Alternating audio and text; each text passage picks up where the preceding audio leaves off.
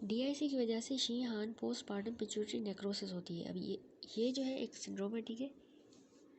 बहुत ज़्यादा postmortem bleeding की वजह से, हाइपोवोलीमिया और शॉक की वजह से ना जो एंटीरियर पिट्यूटरी के सेल्स होते हैं उनकी नेक्रोसिस हो जाती है।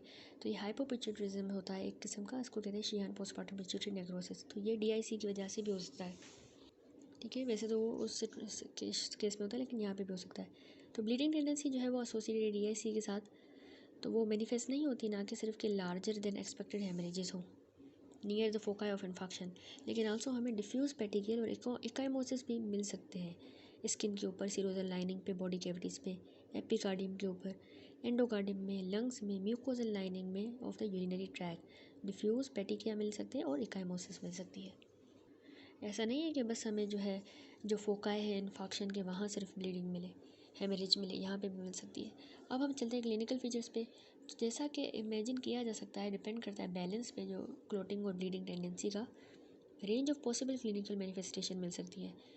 तो इन जनरल जो अक्यूट डीआईसी है, जो कि ऑप्स के कॉम्प्लिकेशन के साथ एसोसिएटेड है, उसमें हमें ज़्यादातर ब्लीडिंग मिलती है। जबकि जो क्रोनिक डीआईसी है, जैसा कि कैंसर में होता है, तो उसमें जो साइंस एंड सिम्टम्स हैं वो थ्रोम्बोसिस वाले होंगे, ठीक है।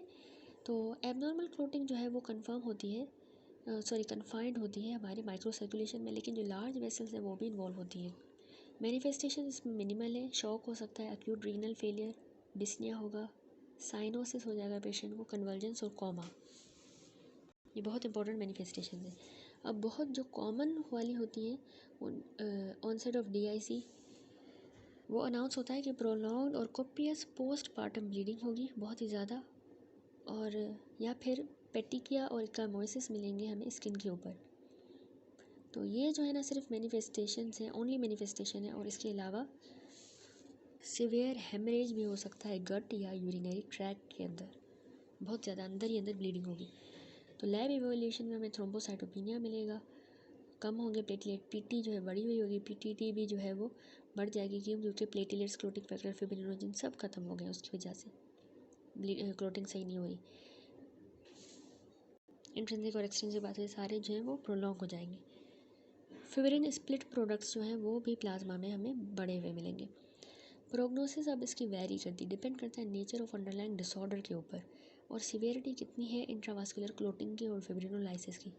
जो अक्यूट डीआईसी है ये लाइफ थ्रेटनिंग और कंडीशन है, इसको जल्दी हमें एग्रेसिवली ट्रीट करना होता है एंटी कोएगुलेंट्स दे के, जैसे कि हेपेरिन दे सकते हैं, या फिर वो कोएगुलेंट्स जिनमें फ्रेश फ्रोज़न प्लाज्मा है। इसके बरक्स अगर क्रोनिक डीआईसी की बात करें तो ये आइडेंटिफाई अनएक्सपेक्टेडली होता है, लैब टेस्टिंग में हमें पता चलता है। अब दोनों सर्कमस्टांसेस में जो है डेफिनेटिव ट्रीटमेंट जो है ना वो अंडरलाइंग कॉज पे ही डिपेंड करता है, उसी पे डायरेक्टेड होता है। अब पैथोमा में भी जो है ना अदर डिसऑर्डर ऑफ हीमोस्टेसिस जो है उसमें लिखा हुआ है डीआईसी के बारे में कि पैथोलॉजिक एक्टिवेशन हो जाती है कोएगुलेशन कास्केड की, जिसमें नंबर 1 वाइड स्प्रेड माइक्रोथ्रोम्बाई बनते हैं, जिसके नतीजे में स्कीमिया होगा, इन्फेक्शन होगा, और दूसरा प्लेटलेट्स और फैक्टर कंज्यूम हो रहे हैं तो उसके नतीजे में ब्लीडिंग होगी, स्पेशली जो है 4 साइड्स से और म्यूकोजल सरफेसेस से, ठीक है। ब्लीडिंग जो है वो बॉडी की ओरिफाइसिस से होगी। उसके बाद कह रहा है कि ऑलमोस्ट ऑलवेज ये सेकेंडरी होता है to another disease process, DIC किसी और बीमारी के तहत होता है। अब नंबर 1 ऑक्स की कॉम्प्लिकेशंस में क्या होता है कि टिश्यू थ्रोम्बोप्लास्टिन जो है एमनियोटिक फ्लूइड के अंदर वो एक्टिवेट करवाता है कोएगुलेशन को। सेप्सिस में क्या होता है, जैसे ई कोलाई या नेजेरिया मेनिंजाइटिस वाली सेप्सिस, तो एंडोटॉक्सिन जो है ना बैक्टीरियल वाल वाले, और cytokines, human necrotic factor, interleukin 1, ये हमारे एंडोथेलियल को इंड्यूस करवाएंगे कि वो टिश्यू फैक्टर बनाए। टिश्यू फैक्टर हमें पता है कि टिश्यू थ्रोम्बोप्लास्टिन होता है जो कि एक्सट्रिंसिक पाथवे को इनिशिएट करवाता है, ठीक है, तो वो हो जाएगा। नंबर 3 एडिनोकार्सिनोमा में क्या होता है कि अब इसमें जो है ना म्यूसिन एक्टिवेट करता है कोएगुलेशन को। इसके अलावा अक्यूट प्रोलिम्फोसाइटिक ल्यूकीमिया, ये भी एक कॉज है, तो इसमें प्राइमरी जो ग्रेन्यूल्स हैं उनकी वजह से कोएगुलेशन होती है। रेटल स्नेक बाइट में विनोम जो है उसका, विनोम या वेनम, उसकी वजह से कोएगुलेशन एक्टिवेट होगी। अब आते हैं लैब फाइंडिंग्स पे जो हमें मिलेंगी। प्लेटलेट ज़ाहिर सी बात है कम मिलेंगे क्योंकि कंज्यूम हो रहे हैं, पीटीटी बढ़ जाएगी क्योंकि क्लोटिंग नहीं हो पा रही, फिब्रिनोजन भी कम हो जाएगा, यूटिलाइज हो रहा है। इसके अलावा माइक्रो एंजियोपैथिक हीमोलाइटिक एनीमिया होगी पेशेंट को, और ये क्यों हो रही है, हमने पढ़ा कि थ्रोम्बाई बन गए हैं वेसल में, तो उनमें से जब आरबीसी पास होंगे तो वो टूटेंगे आरबीसी उसकी वजह से। और नंबर 5, एलिवेटेड फिब्रिन के स्प्लिट प्रोडक्ट्स जो है ना, पार्टिकुलरली जो डी डाइमर है, अब डी डाइमर जो है ये बढ़ जाएगा। एलिवेटेड डी डाइमर जो है बहुत ही बेस्ट स्क्रीनिंग टेस्ट होता है डीआईसी का। जब हम टेस्ट करेंगे डी डाइमर हमें इंक्रीज मिला, इसका मतलब पेशेंट को डीआईसी है। दूसरा, ये जो है ना डी डाइमर डिराइव ही तब होता है जब स्प्लिटिंग होती है क्रॉस लिंक्ड फिब्रिन की। क्रॉस लिंक्ड फिब्रिन जब टूटता है तो हमें मिलता है, जबकि डी डाइमर तब नहीं बनता जब फिब्रिनोजन की स्प्लिटिंग हो, उसमें नहीं मिलता। तो इससे भी हमें पता चलेगा कि डीआईसी है। अब ट्रीटमेंट हम क्या देंगे कि हमने अंडरलाइन कॉज को ही सही करना है। ट्रांसफ्यूजिंग ब्लड प्रोडक्ट्स दे सकते हैं और क्रायोप्रेसिपिटेट्स जिसमें कोगुलेशन फैक्टर्स होते हैं ये नेसेसरी है। इरफान मसूद से भी हम कोगुलेशन डिसऑर्डर्स करेंगे। तो इसमें जो है ना कोगुलेशन डिसऑर्डर्स में ये लिखा हुआ है डीआईसी, लेकिन हमने ये ब्लीडिंग में पढ़ा बेसिक से, क्योंकि इसमें ब्लीडिंग ज़्यादा होती है, वैसे तो दोनों ही हो रहे हैं। तो डीआईसी क्या है कि थ्रोम्बो हेमरेजिक डिसऑर्डर है, थ्रोम्बस भी बन रहा है, हेमरेज भी हो रहा है। पैथोजेनेसिस इस तरह है कि मैसिव एक्टिवेशन हो जाती है कोएगुलेशन की, जो ओवरवेलम कर रही है कंट्रोल मैकेनिज़्म को। कंट्रोल मैकेनिज़्म उस पर काम ही नहीं कर पा रही, इतनी ज़्यादा एक्टिवेशन कोएगुलेशन की हो रही है। अब जो है इसमें कह रहा है कि थ्रोम्बोसिस होगी है माइक्रोवास्कुलेचर में, तो उसके नतीजे में इस्कीमिया होगा और micro angiopathic haemolytic anaemia. Acute DIC जो है उसमें कंजप्शन हो जाती है कोएगुलेशन फैक्टर्स की और प्लेटलेट्स कंज्यूम होते हैं, तो ब्लीडिंग होगी। जबकि क्रोनिक डीआईसी उसमें क्या होता है कि रिप्लीशन होगी कोएगुलेशन फैक्टर्स की और प्लेटलेट्स की, रिप्लीट हो रहे हैं वापस से, तो थ्रोम्बोसिस हो जाएगी। तो ये इसके कॉजेज़ पैथोजेनेसिस है। अब कॉजेज़ पे आए, सेप्सिस जो है बहुत ही मोस्ट कॉमन कॉज है, उसमें ई कोलाई की वजह से और निजेरिया मेनिंजाइटिस की वजह से। ऑप्स कॉम्प्लिकेशन में अगर प्लेसेंटल एब्रप्शन हो, यानी प्लेसेंटा जो सेपरेट हो जाता है ना यूट्रस से, तो वो अगर हो जाता है जो बिफोर द डिलीवरी, तो उसकी वजह से हो सकता है। और सेप्टिक अबॉर्शन की वजह से। मैलिग्नेंसी में हमने पढ़ा कि प्रोस्टेट, पैनक्रियास, लंग और स्टमक के कैर्सिनोमा में डीआईसी होता है। और अक्यूट प्रोमाइलोसाइटिस जो M3 वाली ल्यूकीमिया है उसमें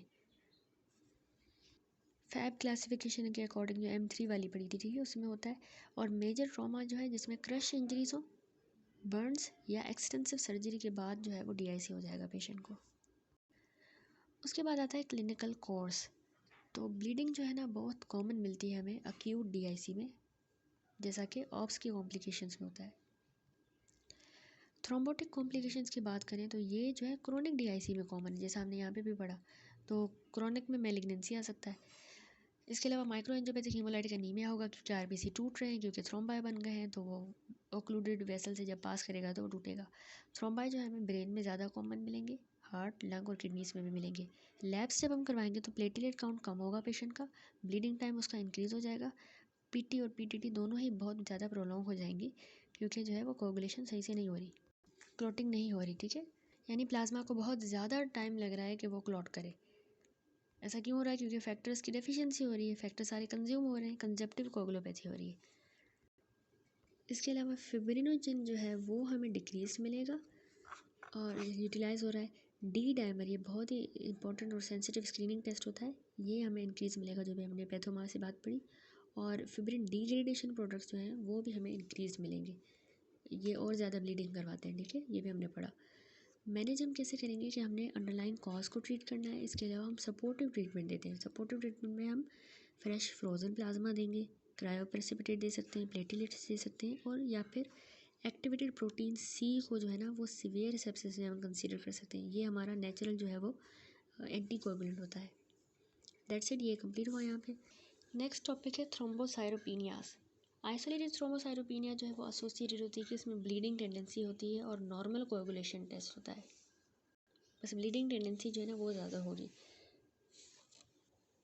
अकाउंट जो कि 1,50,000 प्लेटलेट से कम का मिले तो इसको हम जनरली कंसीडर करते हैं थ्रोम्बोसाइटोपेनियास, ठीक है। हाउएवर अगर सिर्फ जो है प्लेटलेट का अकाउंट जो है वो 20,000 से कम का है, 20 से 25,000 के दरमियान का है, तो इसमें जो है ना बहुत ज़्यादा रिस्क होता है पोस्ट ट्रोमेटिक ब्लीडिंग का, और स्पॉन्टेनियस ब्लीडिंग भी इस वाले केस में होगी। सॉरी, जो स्पॉन्टेनियस ब्लीडिंग है वो तब होगी जब 5,000 से भी प्लेटलेट्स कम हो जाए, ठीक है। अब ये क्राइटेरिया आपने अच्छी तरह से याद रखना है। 20,000 to 50,000 में जो है वो पोस्ट ट्रॉमेटिक ब्लीडिंग होगी। 1,50,000 से कम है तो थ्रोम्बोसाइटोपिनिया कहेंगे, लेकिन 5,000 से कम है तो स्पॉन्टेनियस ब्लीडिंग होगी। अब मोस्ट जो ब्लीडिंग है ना वो स्मॉल सुपरफिशियल जो हमारी ब्लड वेसल होती हैं उनमें से होगी, और उनमें पेटिकिया बन जाते हैं, या फिर लार्ज जो है वो होगा तो उसको एक काम वर्सेस कहेंगे, लार्ज बनेगा स्किन में या म्यूकस मेम्ब्रेन में, ठीक है, या जीआईटी में, यूरिनरी ट्रैक में, या अदर साइड्स पे भी हो सकता है। जो लार्ज हेमरेज जैसे सीएनएस में अगर हो जाए तो उसका बहुत ही मेजर हैजर्ड होता है कि वो डिप्रेस्ड प्लेटलेट काउंट के साथ हमें मिलता है सीएनएस में लार्ज हेमरेज। अब जो है टेबल है उसमें जो है मेजर कॉजेज़ लिखे हुए हैं थ्रोम्बोसाइटोपिनिया के। सबसे पहला है कि डिक्रीज प्रोडक्शन हो जाए प्लेटलेट्स की, जनरलाइज्ड बोन मैरो डिसफंक्शन की वजह से बन ही कम रहे हैं, तो ऐसा एप्लास्टिक एनीमिया में होता है, कंजेनाइटल और एक्वायर्ड दोनों हो सकता है। इसके अलावा मैरो के इन्फिल्ट्रेशन हो जाए, जैसे ल्यूकीमिया में होती है और डायसेमिनेटेड कैंसर में मैरो में इन्फिल्ट्रेशन होती है ना, तो वो भी प्लेटलेट्स की प्रोडक्शन को ही डिप्रेस कर देगा।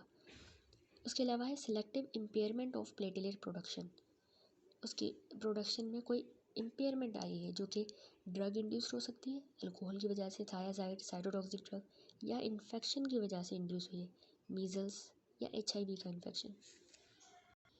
अगला कॉज है इन्फेक्टिव मेगा कैरियोपोएसिस, ऐसा मेगालोब्लास्टिक एनीमिया में होता है और पैरासिस्मल नॉक्टर्मिनल हीमोग्लोबिन यूरिया में। मेगा कैरियोपोएसिस ही सही नहीं होती। देन है डिक्रीज्ड प्लेटलेट सर्वाइवल, ये इम्यूनोलॉजिक डिस्ट्रक्शन हो रही है, यानी तो ऑटो इम्यून हो सकता है, इडियोपैथिक थ्रोम्बोसाइटोपेनिक परप्यूरा में या एसएलई में, या ये आइसो इम्यून भी हो सकता है ट्रांसफ्यूजन के बाद और नियोनेटल्स में। ड्रग एसोसिएटेड भी इसकी डिस्ट्रक्शन हो सकती है, जैसे क्विनिडीन ड्रग हो गई, हेपेरिन या सल्फा कंपाउंड्स। इन्फेक्शन जैसे इन्फेक्शस मोनोन्यूक्लियोसिस का, एचआईवी का, साइटोमेगालो वायरस इन्फेक्शन में भी ये डिस्ट्रॉय होते हैं। अब नॉन इम्यूनोलॉजिक डिस्ट्रक्शन कब होगी? डीआईसी में, थ्रोम्बोटिक थ्रोम्बोसाइटोपिनिया परपुरा में, जायंट हेमेंजियोमास और माइक्रो एंजियोपैथिक हीमोलाइटिक एनीमियाज में। इसके अलावा इनकी सिक्वेस्ट्रेशन भी होती है जो कि हाइपरस्प्लीनिज्म की वजह से होगी। लास्ट कॉज है डाइल्यूशनल, यानी मल्टीपल ट्रांसफ्यूजन की वजह से ये कम हुए हैं, मैसिव ब्लड लॉस हुआ है किसी का और हमने बहुत ज़्यादा ट्रांसफ्यूजन कर दी, तो उसके प्लेटलेट्स भी हमें डाइल्यूशनली कम मिल सकते हैं डाइल्यूशन की वजह से। सबसे पहला है इम्यून थ्रोम्बोसाइटोपेनिक परप्यूरा, आईटीपी। अब इसमें दो क्लिनिकल सब टाइप आती हैं। एक क्रोनिक आईटीपी है जो कि रिलेटिवली कॉमन डिसऑर्डर है, जो कि वुमेन को जो 20 या 40 ईयर्स की होती है उनको अफेक्ट करता है, 20 to 40 ईयर्स। दूसरा अक्यूट आईटीपी होता है। अक्यूट वाला ज़्यादातर बच्चों में देखा जाता है, जो कि वायरल इन्फेक्शन के बाद इम्यून थ्रोम्बोसाइटोपेनिक परप्यूरा होगा। अब एंटीबॉडीज होती है ना, वो डायरेक्टेड होती है हमारे प्लेटलेट की मेम्ब्रेन के ग्लाइकोप्रोटीन 2B3A या IB1B या 9 कॉम्प्लेक्स जो होता है प्लेटलेट के मेम्ब्रेन के ग्लाइकोप्रोटीन का, उनके अगेंस्ट एंटीबॉडीज़ डायरेक्टेड होंगी, और ये 80% ऑफ द केसेस में डिटेक्ट होती है क्रोनिक आईटीपी में, ठीक है, क्रोनिक में, जो वुमेन में हो रहा था 20 to 40 ईयर्स की एज में।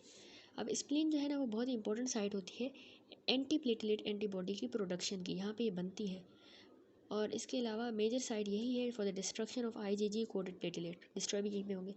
आल तो स्प्लीनोमेगैली जो है ये फीचर नहीं है अनकॉम्प्लिकेटेड क्रोनिक आईटीपी में, नहीं होगा अनकॉम्प्लिकेटेड में, ठीक है। अब इम्पोर्टेंस जो है स्प्लीन की प्रीमेच्योर डिस्ट्रक्शन ऑफ प्लेटलेट्स में वो प्रूव हुई है by the benefit of the splenectomy. हमने स्प्लीनेक्टोमी कर दी तो प्लेटलेट का काउंट जो है इसमें नॉर्मलाइज हो जाता है, और रेमिशन जो है वो इंड्यूस होती है more than 2/3 of the patients में, कंप्लीट रेमिशन। बोन मैरो जो है उसमें हमें ज़्यादातर increase number of mega karyocytes मिलेंगे।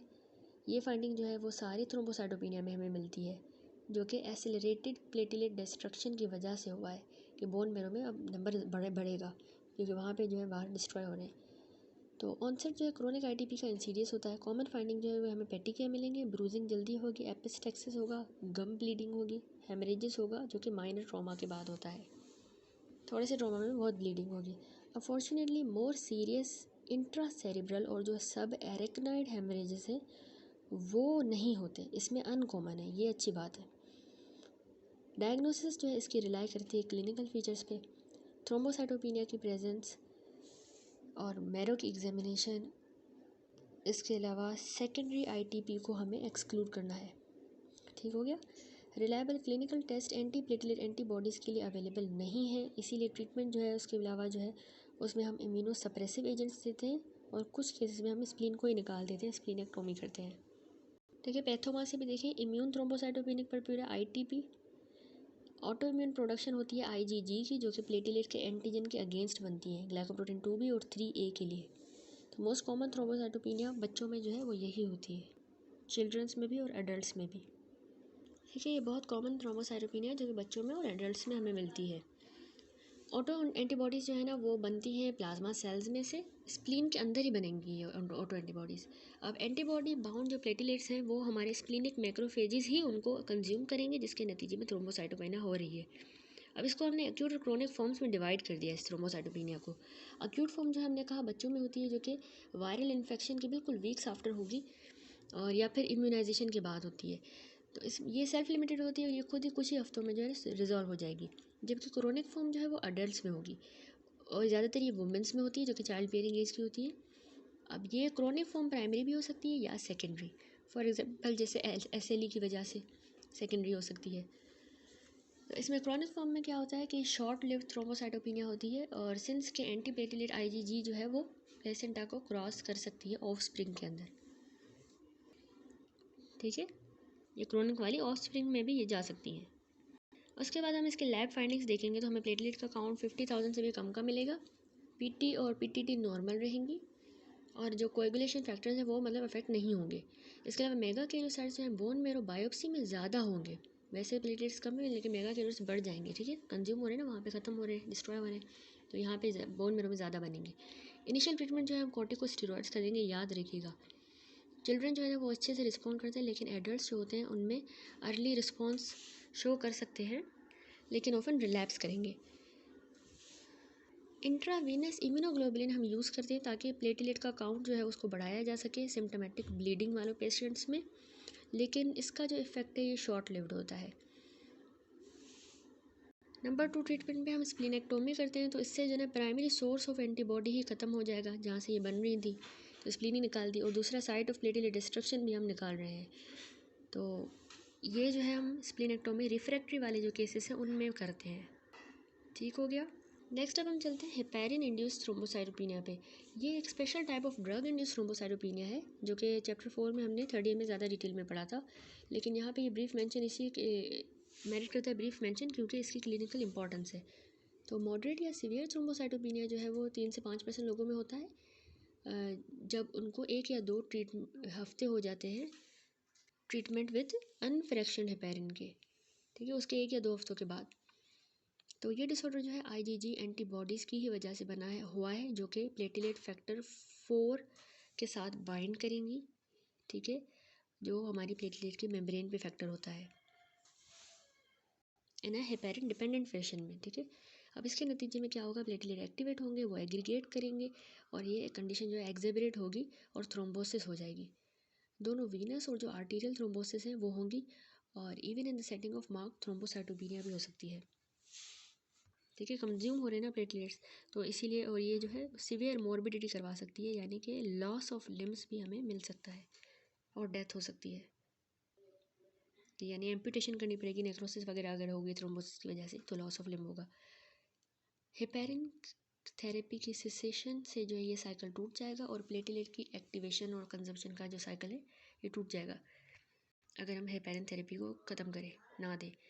रिस्क जो है इस कॉम्प्लिकेशन का, इस वाले थ्रोम्बोसाइटोपेनिया का, वो लोअर है, लेकिन इसको हम इंटायरली प्रिवेंट नहीं कर सकते by the use of low molecular weight heparin preparation.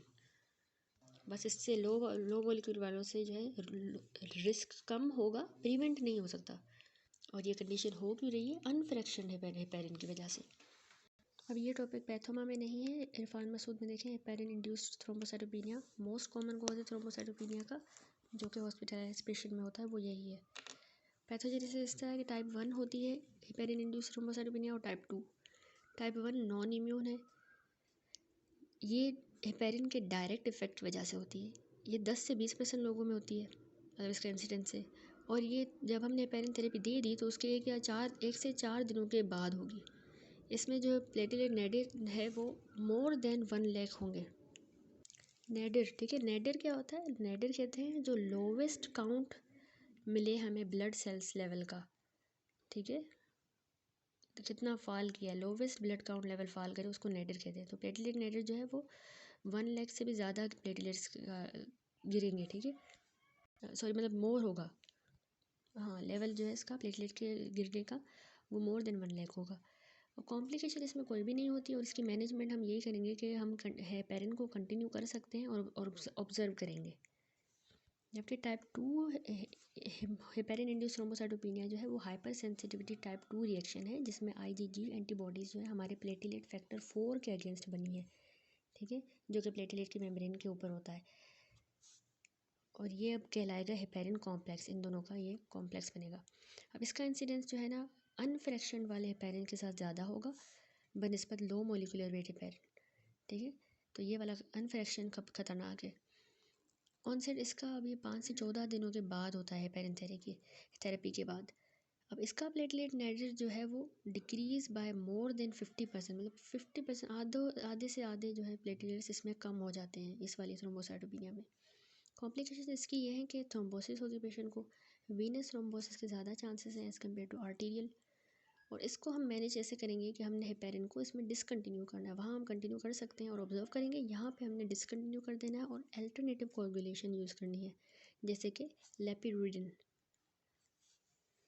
ये ड्रग बहुत ही फेमस है लेपिरुडिन, जो कि एक एंटीकोगुलेंट है और डायरेक्ट थ्रोम्बिन इनहिबिटर की तरह एक्ट करती है, ठीक है, तो इसका नाम ये याद कर लें कि हम हेपेरिन इंड्यूस थ्रोम्बोसाइटोपेनिया में ही देते हैं, बहुत कॉमन है ये, ठीक है, क्योंकि इसमें जो है थ्रोम्बोसिस हो जाती है इस वाली थ्रोम्बोसाइटोपेनिया में, तो वीनस की, तो इसलिए हम लेपिरुडिन देते हैं, जो कि क्या करता है, इसकी एबिलिटी है कि ये क्लॉट बाउंड जो थ्रोम्बिन होता है ना उसके साथ ये बाइंड करता है, ठीक है, ठीक है, ये मतलब एक डायरेक्ट इरिवर्सिबल थ्रोम्बिन का इनहिबिटर होता है, उसके साथ बाइंड करता है फ्री और क्लॉट बाउंड दोनों थ्रोम्बिन के साथ, और मतलब इसकी न्यूट्रलाइजेशन कर देगा।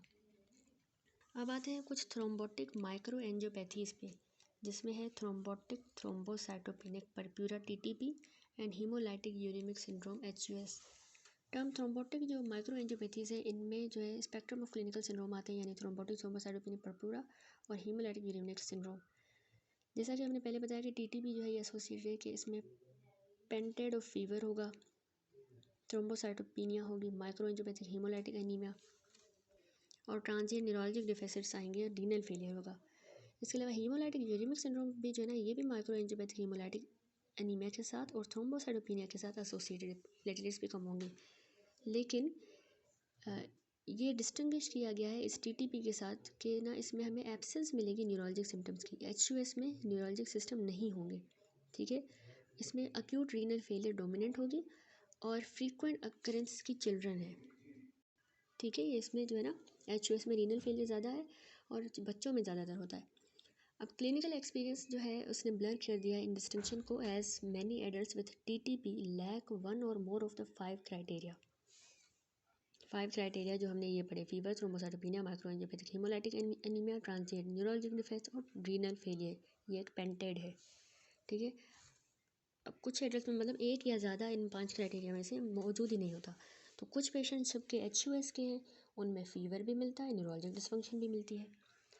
तो फिर बात कर रहे हैं कि fundamental to both condition is the widespread formation of platelet rich जो थ्रोम्बाई बनते हैं माइक्रो सर्कुलेशन में, दोनों में ये चीज़ कॉमन है।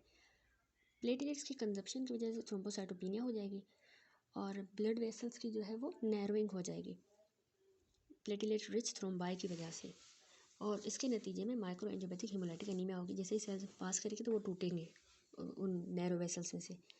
अब सारे जो थ्रोम्बोटिक माइक्रो एंजियोपैथीज हैं ना वो रीनल डैमेज करवाती हैं वेरिएबल सीवियरिटी की, अब उनके पैथोजेनेसिस हम रीनल वाले चैप्टर में पढ़ेंगे बाद में। अब कह रहा है कि अब ये इंपॉर्टेंट है नोट करना कि आल्दो DIC और थ्रोम्बोटिक माइक्रो एंजियोपैथीज जो हैं वो शेयर करती हैं फीचर्स, जैसे कि माइक्रोवास्कुलर अक्लूजन दोनों में होती है, माइक्रो एंजियोपैथिक हीमोलाइटिक एनीमिया होता है, तो ये पैथोजेनेटिकली लेकिन डिस्टिंक्ट है। Furthermore unlike the DIC, TTP और HUS जो अभी हम पढ़ रहे हैं इनमें जो है ना कोगुलेशन कास्केड की एक्टिवेशन नहीं होती, प्राइमरी इंपॉर्टेंस की नहीं है, और इसीलिए जो है रिजल्ट्स जो है लेबॉर्ट्री टेस्ट के ऑफ कोगुलेशन जैसे कि PT हो गया, PTT टेस्ट, ये यूजुअली इसमें जो है नॉर्मल आते हैं, ठीक है। तो पैथोमा से देखिए micro angiopathic haemolytic anaemia, pathologic formation हो प्लेटलेट माइक्रोथ्रोम्बाई की जो कि हमारी स्मॉल वेसल्स में होगी, एक तो प्लेटलेट कंज्यूम हो जाएंगे माइक्रोथ्रोम्बाई को बनाने में, दूसरा कि आरबीसीज जो हैं वो शेयर्ड मिलेंगे, टूटे हुए। ऐसा क्यों होगा? क्योंकि जब वो क्रॉस करेंगे ना माइक्रोथ्रोम्बाई को, तो उसके नतीजे में हिमोलाइटिक अनीमिया होगी शिस्टोसाइट्स के साथ। ये फिगर देखिए, इसमें हमें शिस्टोसाइट्स नज़र आ रहे हैं। माइक्रोएंजियोपैथिक हिमोलाइटिक एनीमिया जो है ना थ्रोम्बोटिक थ्रोम्बोसाइटोपेनिया परपुरा में और हिमोलाइटिक यूरेमिक सिंड्रोम में हमें ये पिक्चर मिलती है। ठीक है, ये वाली कि मतलब वेसल्स में थ्रोम्बाई भी बनेंगे, आरबीसीज शेयर्ड मिलेंगे। इसी को कहते हैं ना माइक्रोएंजियोपैथिक हिमोलाइटिक एनीमिया। तो ये इन दोनों डिजीज़ में हमें मिलता है। अब थ्रोम्बोटिक थ्रोम्बोसाइटोपेनिया होता है जब डिक्रीज्ड ADAM TS13, ये एक एंजाइम है जो कि नॉर्मली वॉन विलीब्रैंड फैक्टर को क्लीव करता है इसकी मल्टीपर्स को इनटू स्मॉल मोनोमर्स के अंदर फॉर इवेंचुअल डिग्रेडेशन। तो इस एंजाइम की कमी की वजह से ये थ्रोम्बोटिक थ्रोम्बोसाइटोपेनिया होता है। उसके बाद कह रहा है कि इसमें जो है ना लार्ज अनक्लीव्ड मल्टीमर्स जो होंगे, अब इसकी एंजाइम की डेफिशिएंसी हो गई, तो अब बड़े बड़े से अनक्लीव्ड मल्टीमर्स जो हैं वो एबनॉर्मल प्लेटिलेट के अडहेजन करवा देंगे, जिसके नतीजे में माइक्रोथ्रोम्बाई बने हैं। देखिए, बहुत ही अच्छी और इम्पोर्टेंट बात लिखी हुई है। अब ये डिक्रीज एडम TS13, इस तरह याद कर लें, Adam TS13, decrease Adam TS13 जो है क्यों हुआ है? क्योंकि एक्वायर्ड ऑटो एंटीबॉडी बनी है। ये ज़्यादातर एडल्ट फीमेल्स में हमें मिलता है। ठीक है, वार्ड साइड पे आपको इस तरह के पेशेंट्स मिलेंगे। ठीक है, फिर कह रहा है कि हेमोलाइटिक यूरेमिक सिंड्रोम की अगर हम बात करें तो ये एंडोथेलियल डैमेज की वजह से होता है, या जो कि ड्रग्स की वजह से एंडोथेलियम डैमेज हुई, या इन्फेक्शन। अब ये क्लासिकली बच्चों में देखा गया, जिनमें ई कोलाई O157H7 जो स्ट्रेन होता है उसकी वजह से जो डायजेंट्री वगैरह होती है जिनमें, ये तब होता है जब अंडर कुक्ड बीफ खाया जाता है। ठीक है, हमने ये माइक्रोबायोलॉजी में पढ़ा हुआ है। उसकी वजह से हेमोलाइटिक यूरेमिक सिंड्रोम होगा। ई कोलाई वीरोटॉक्सिन, ये दूसरा टॉक्सिन है, ये हमारे एंडोथेलियल सेल्स को भी डैमेज करता है और इसके नतीजे में जो है प्लेटलेट माइक्रोथ्रोम्बाई बनेंगे। इसका मतलब मेन मैकेनिज्म यही है कि एंडोथेलियम डैमेज हो रही है। वहाँ पे ये था कि एंजाइम डेफिशिएंट था तो मल्टीपर टूटेंगे नहीं, मल्टीपर होंगे तो उनसे प्लेटलेट अडेयन होगी तो थ्रोम्बाई बनेंगे। अब क्लिनिकल फाइंडिंग दोनों की देखें, दोनों में हमें स्किन और म्यूकोसल ब्लीडिंग मिलेगी। ठीक है।